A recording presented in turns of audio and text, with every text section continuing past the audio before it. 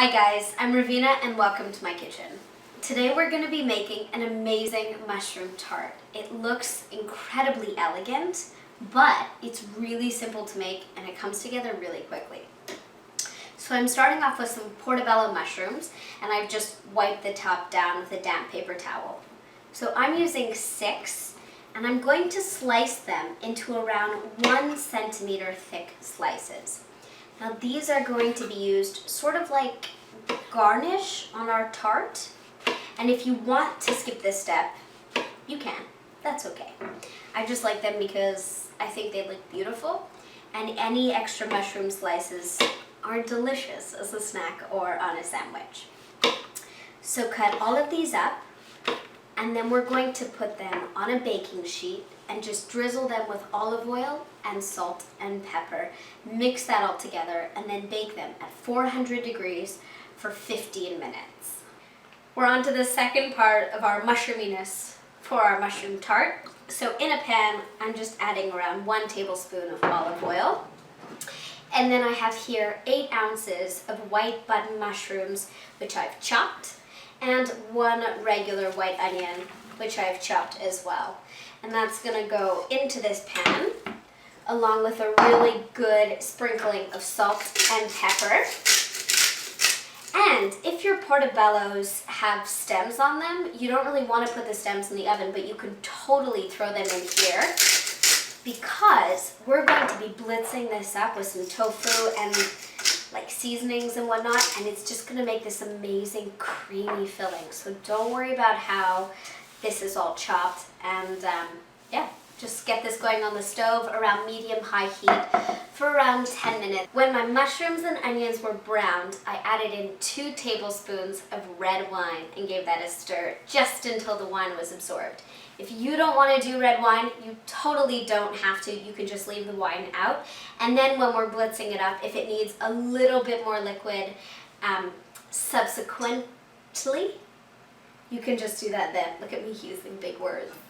So I'm putting everything into my food processor. I'm starting off with a gargantuan handful of parsley, including the stems. You do not have to do this much parsley. You do not even have to put in parsley. However, it is very good for you, and I love it most passionately. And then I'm adding in the mushroom, onion, and wine mix. And then I'm adding in 1 tablespoon of nutritional yeast. This is often referred to as like vegan pixie dust, just because it adds a little bit of a cheesy flavor and it's very high in B12.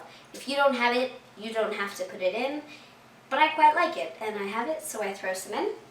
And then just a little bit of red pepper flakes. Now what we're going to do is process this until we have a fairly smooth mixture. So everything's in little bits, which is the perfect time to add in 6 ounces of soft tofu and around 2 tablespoons of non-dairy milk, and that's going to help it blend all together and get really creamy. You might need more of your non-dairy milk. I'm using unsweetened almond, but like whatever you want is totally fine. So just blitz it until it's nice and smooth. Mushrooms number 1 are out of the oven and they've shrunk so much, and that's why it's important to bake them, because the heat of the oven will absorb all their moisture so that it won't get into your tart. And mushrooms number 2 are looking perfect, smooth and creamy and absolutely delicious. Now over here I have a piece of vegan puff pastry. So this is just one that I've read the ingredients and there's no butter in it. And I'm going to flour one side, flip it over, and then flour the other.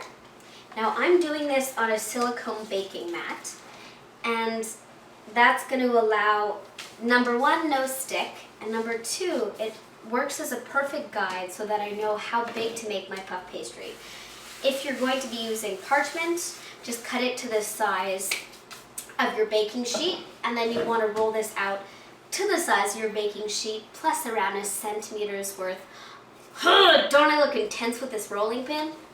I got it in New Zealand. Isn't it beautiful? Yes, you want to roll it out just slightly bigger than your baking sheet because we're going to be making an edge. So it's like no effort to roll this out. It's almost too easy.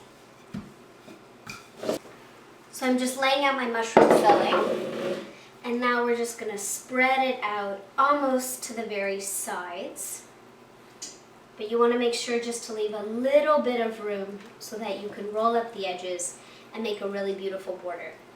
And I know it looks like there's a lot of filling, but that's because some of it will sort of dehydrate in the oven, and we want it to come out creamy and luscious.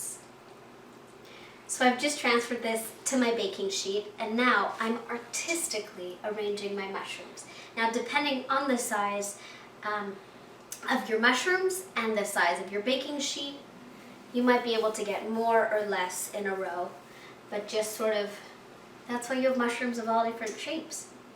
Just sort of place them so that they look beautiful and artistic. The mushroom tart baked for 40 minutes at 375 degrees, and it looks phenomenal. As you walk by the oven as it's baking, you're gonna be like, oh my God, what is that scent? It is so delicious. So it's time to dive in. Cut myself, ooh, oh my gosh. Look, I know we did none of that work, but this satisfying, like, crunch of the puff pastry is like just enough to send my taste buds into a frenzy. My salivary gland, is that salivary?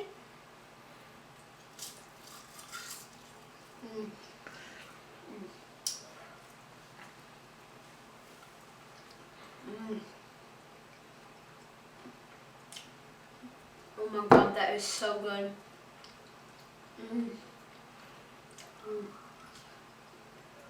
It's flavorful and creamy and mushroomy and deep. This is so good as a light dinner with a nice salad. You could also, if you wanted to, make like little ones to serve with drinks at a party. That would be phenomenal. You could serve it hot, cold, at room temperature. Reheat it in the toaster oven if you want to.